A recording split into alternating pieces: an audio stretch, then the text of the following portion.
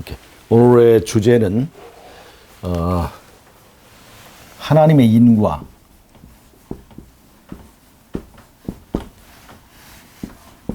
짐승의 표에 대해서 좀 얘기를 좀 하겠습니다.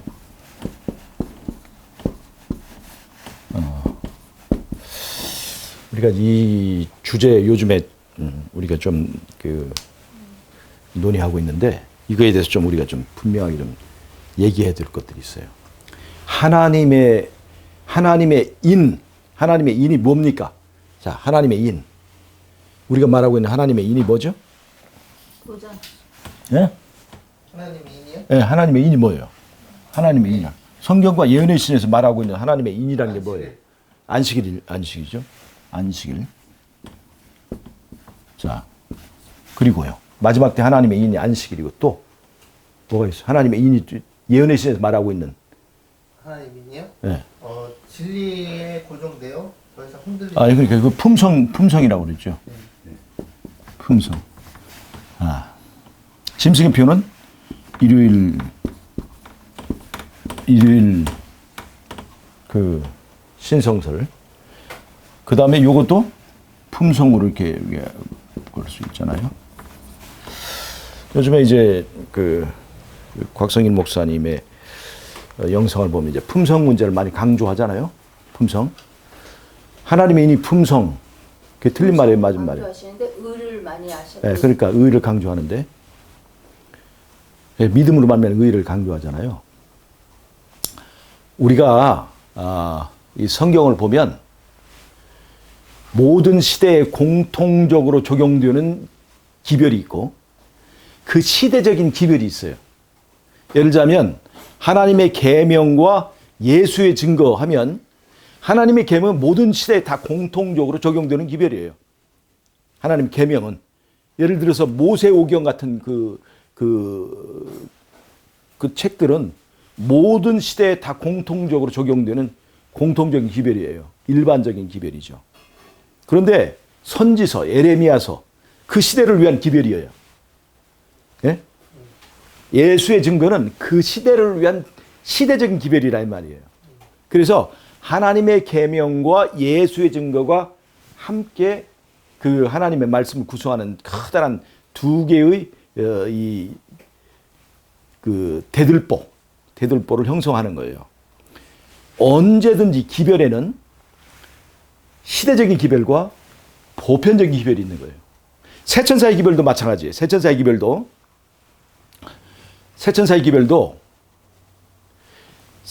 기별에는 믿음으로 말미암는 의가 들어 있죠.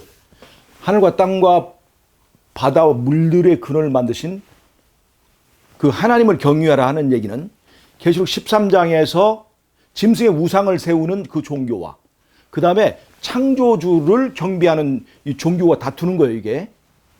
근데 이것의 뿌리는 어디에 나오냐면 에덴 동산은 생명나무와 선악과의 두 개의 그 대조되는 상징적 지별에 있습니다. 우리가 생명나무를 통해서 생명을 얻는 것과 선악과를 따먹어서 하나님같이 두려워하는 그것은 두 가지의 기별을 말하는 거예요. 하나는 내 힘으로 하나님같이 되고 내 힘으로 구원받고 하는 그것을 말하는 거예요. 그런데 생명과는 무엇을 상징하냐면 예수 그리스도를 상징해요. 내 힘으로 생명을 얻는 것이 아니라 예수 그리스도를 통한 생명을 얻는 것을 상징하는 거예요.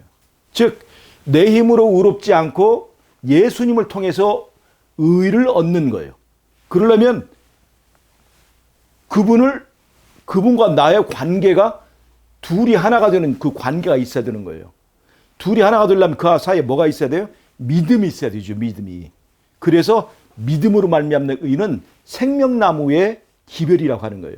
자, 그러면 믿음으로 말미암는 의가 이 시대를 위한 기별입니까? 모든 시대에 적용되는 기별입니까? 모든 시대에 적용되는 구원을 얻는 것은 딱 요 하나밖에 없어요. 생명나무를 통한 구원. 예수님을 통한 구원. 믿음으로 말미암아서 우리는 의로울 수밖에 없는 거예요. 모든 시대에 다 모든 시대에 적용되는 보편적인 기별이죠. 그러면 믿음으로 말미암는 의가 그게 뭡니까? 우리가 예수님을 나의 왕으로, 나의 남편으로 영접하는 거예요. 그럼 나와 예수님과 하나가 되는 관계가 되어서 내 중심의 주인의 자리에, 왕의 자리에 예수님이 계셔서 예수님이 내 소유주가 되고, 그래서 내가 심판받을 때 내가 죄인이지만 율법이 나를 보지 않고 내 주인을 보고 내 주인의 공로인 예수님의 공로를 보고 나를 의롭다고 선언할 뿐만 아니라 내가 예수를 왕으로 영접하고 주인을 영접하고 남편을 영접했으니까 이젠 예수님의 본성이 나의 본성이 되는 거예요. 뭘 통해서? 성령을 통해서. 그 새롭게 거듭나는 거예요. 그래서 전에 유대인들을, 바리새인들은 어떻게 했냐면 본성, 죄는 땡기는데 구원을 받으려니까 뭘 지켜야 돼요? 율법 지키는 거예요. 죄는 땡기는 건 죄예요. 죄는 짓고 싶어 죽겠는데 구원을 얻으려니까 마지못해서 계명을 지키는 거예요. 그러니 계명이 사람 앞에서는 지키는 것처럼 됐지만 하나님 앞에서는 그건 지키는 게 아니야. 네 욕심일 뿐이지. 구원을 받으려고 하는 구원 그 자체도 욕심일 뿐이야. 이기적인 욕심일 뿐이야. 그래서 율법의 의의를 채우지 못한 거예요. 그런데 예수를 영접하게 되면, 예수와 관계가 회복되게 되면 예수님을 위하여 하는 일이 즐겁고 예수의 말씀대로 순종하는 것이 즐겁게 되는 거예요. 새로운 본능과 새로운 본성을 성령으로부터 받습니다. 이제는 율법을 행하는 일이 즐거운 일이 되는 거예요. 그것을 누가 만들어줘요? 예수님이 만들어주는 거예요. 성령이.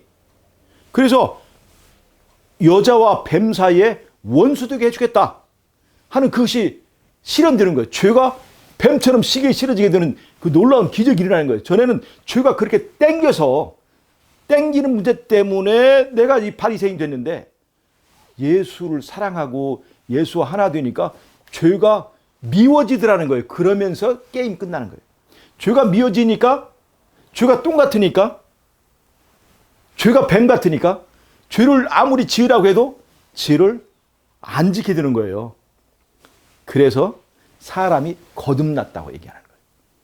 그러면 그 사람의 삶을 통해서 누구의 얼굴이 나타날까요? 예수님의 얼굴.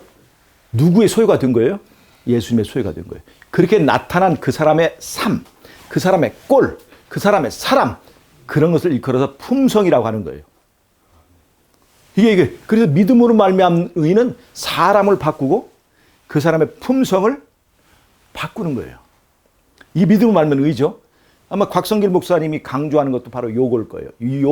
요 품성을 말할 거예요.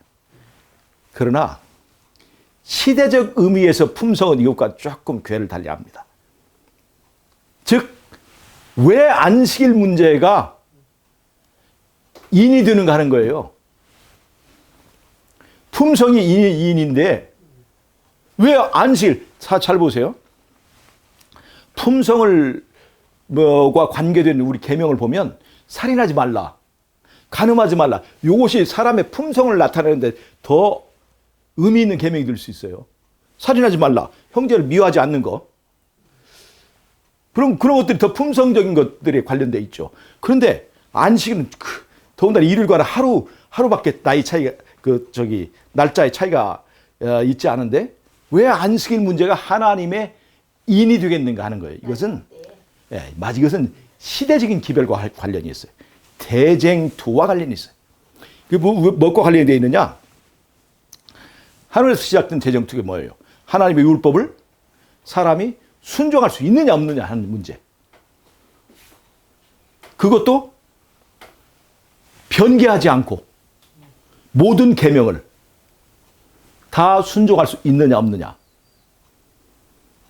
이 문제가 하늘에서 시작된 것이었고, 예수님이 이 땅에 사람으로 오셔서 완전히 그걸 지키셨고, 그 다음에 마지막 때에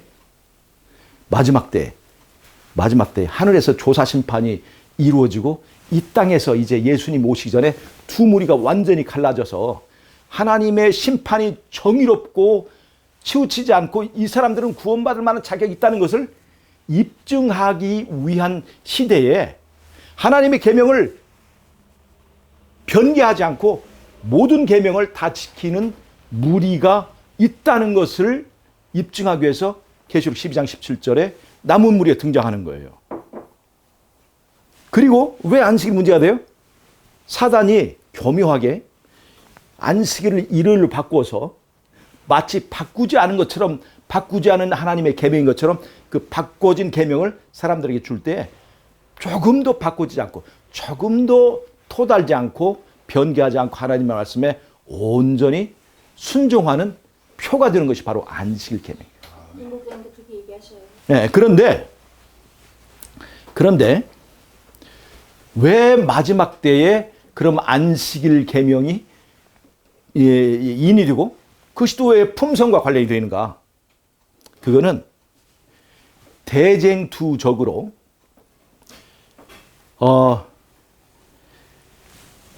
아무리 그러니까 가장 최고의 핍박, 최고의 유혹이 있는 상태에서 하나님의 계명을 다 지킬 수 있다는 것을 입증하는데 그 이슈가 어디 나타나냐면 안식일이냐 일요일이냐에서 순종과 불순종의 차이가 갈라지는 거예요.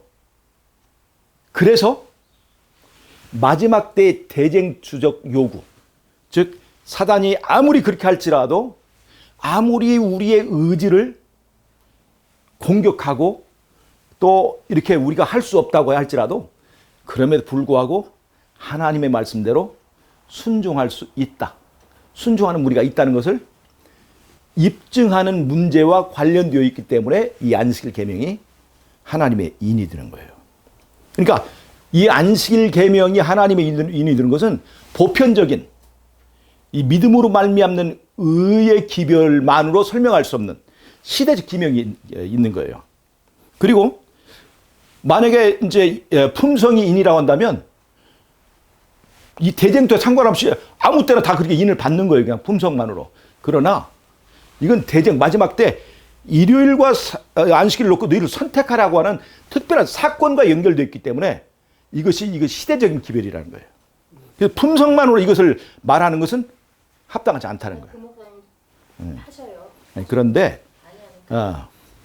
이게 이제 거기 짐승의 표 같은 것도 이제 자꾸 품성 문제로만 한단 말이에요. 예를 들자면 우리 에덴 동산에서 범죄한 후에 이제 선악과를 따먹고 품성을 받았잖아요. 그 귀신, 그 짐승의 표를. 힘들면 앉아서 하세요. 짐승의 표를 아니 괜찮아. 짐승의 표를 받았단 말이에요. 그러면 왜 마지막 때에 짐승의 표를 또 칠 필요가 있어요? 이미 받았는데. 그런 것들은 마지막 때에 있는 그런 특별한 선택의 요구가 있는 대쟁투적 환경에서만 이해할 수 있는 거예요. 그래서 이 문제를 품성만 강조한다든가 또는 안식일만 강조한다 하는 것은 치우칠 수가 있는 거예요. 두 가지가 필요해요. 세천사의 기별이 보편적인 기별이 있고 시대적인 기별이 있는 것처럼 하나님의 인과 짐승의 표도 보편적인 요소가 있고 시대적인 요소가 있어요. 이 두 가지를 치우치지 않게 강조하고 마지막 때의 선택에 있어서 중요한 이런 의미가 있는 사건들을 잘 설명하고 품성의 문제도 있지만 마지막 때 우리의 선택의 문제가 있다는 것을 분명히 가르쳐야 된다는 거예요. 예를 들자면 선악과를 따먹는 것은 품성의 문제입니까? 선택의 문제입니까? 품성의 문제. 품성과 선택의 문제도 거의 포함되어 있는 거예요. 품성도 선택이에요. 아니야. 그러니까 이 두 가지가 있어야 되는 거예요. 선택의 문제라는 거예요. 자, 그래서 예를 들어서 선택을 해서 하나님의 영이 떠나면 그 사람의 품성이 이제 형상이 완전히 달라지는 거예요. 그러니까 이 품성과 선택은 서로 상호 보완이야. 서로 상호 보완. 서로 상호 보완이라 이 말이에요. 예. 서로 상호 보완. 예를 들자면 우리가 품성이 준비됐기 때문에 선택을 하는 것이고 선택을 하기 때문에 하나님의 영이 떠나서 결국에는 이 화인 맞고 짐승의 표가 품성과 연관이 되어 있는 거예요. 서로 영향이 있는 거예요. 이 두 가지를 골고루 균형 있게 얘기를 해야 되는 거예요. 보편적인 기별, 그것만으로 시대적인 기별을 다 덮으려 한다든가 시대적인 기별로 보편적인 걸 다 덮으려든가 그렇게 되면 우리가 치우치게 되는 거예요. 그래서 시대적인 대쟁투의 의미를 우리가 알아야 돼요. 이 시대적인 대쟁투 차원에서 품성의 문제는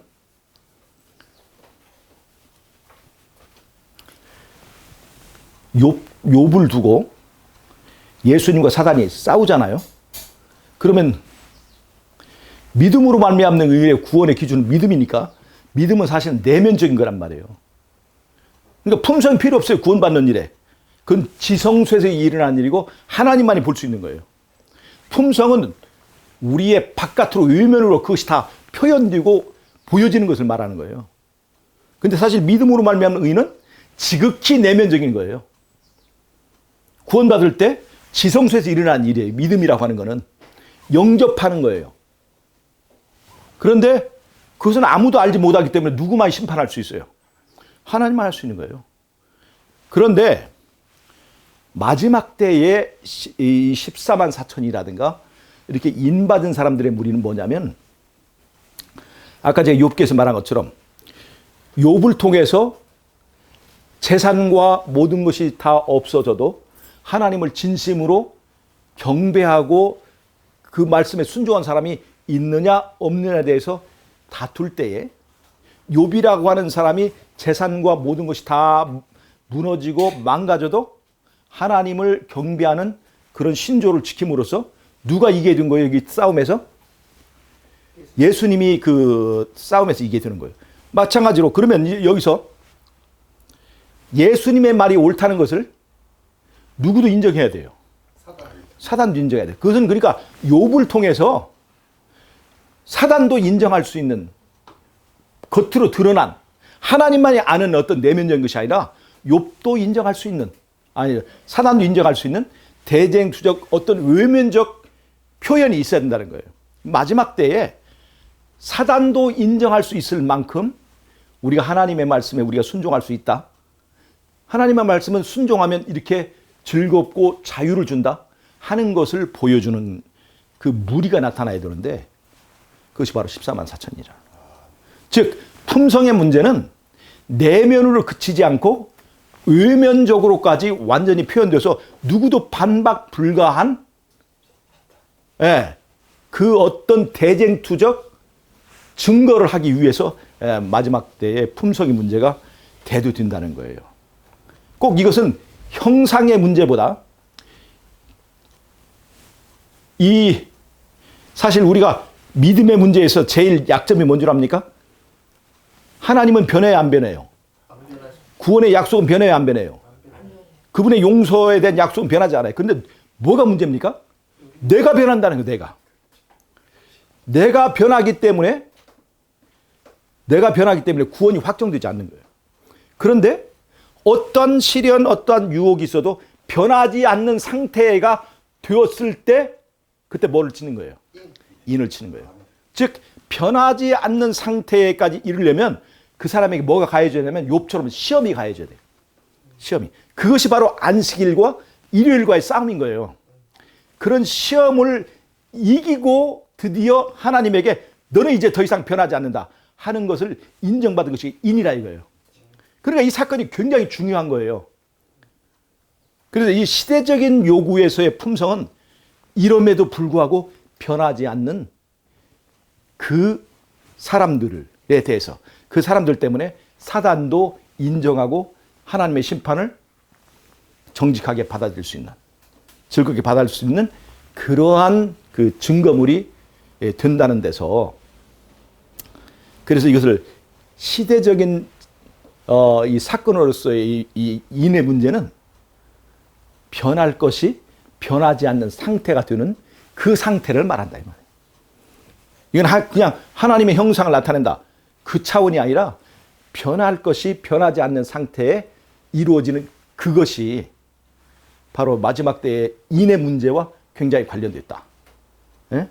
품성의 문제로 거기서 할 것이 아니라 변할 것이 변하지 않는 상태까지 이르러지고, 그 다음에 짐승의 표도 마찬가지예요.